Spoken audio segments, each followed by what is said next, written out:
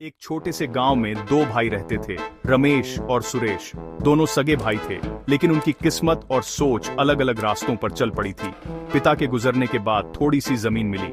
सुरेश शहर चला गया, पढ़ाई की और मेहनत से बड़ा व्यापारी बन गया। वहीं रमेश गांव में ही रह गया, मजदूरी करता रहा और किसी तरह परिवार का पेट पालता रहा।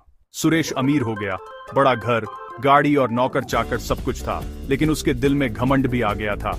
गांव आता तो रमेश से कम ही बात करता। उसे लगता मैंने मेहनत की है इसलिए आगे बढ़ा हूं। रमेश गरीब था, पर उसका दिल बहुत बड़ा था। वह हर किसी की मदद करता। गांव में कोई बीमार पड़ जाए तो वह बिना सोचे समझे दौड़ पड़ता। अपने बच्चों को ईमानदारी और मेहनत का पाठ पढ़ाता। एक साल गांव में भयानक सूखा पड़ा, काम बंद हो गया। रमेश के घर अनाज खत्म होने लगा। मजबूरी में वह सुरेश के पास मदद मांगने शहर गया। सुरेश ने उसे देखा, पर मदद देने से पहले कई सवाल किए। आखिरकार थोड़े पैसे देकर कह दिया, अब दोबारा मत आना। रमेश दुखी तो हुआ, लेकिन उसने हिम्मत नहीं हारी। गांव लौटकर उसने दूसरों के साथ मिलकर एक छोटा सा काम शुरू किया, सब्जी उगाने का। मेहनत रंग लाई।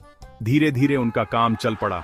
कुछ साल बाद सुरेश के व्यापार में भारी नुकसान हो गया। साझेदार धोखा देकर भाग गया। सुरेश कर्ज में डूब गया। उसे गांव लौटना पड़ा। तब वही रमेश उसके काम आया। रमेश ने उसे अपने घर में जगह दी, खाना दिया और हौसला बढ़ाया। शर्म से सुरेश की आंखें झुक गईं। उसने कहा, भाई, असली अमीरी पैसे में नहीं, दिल में होती है।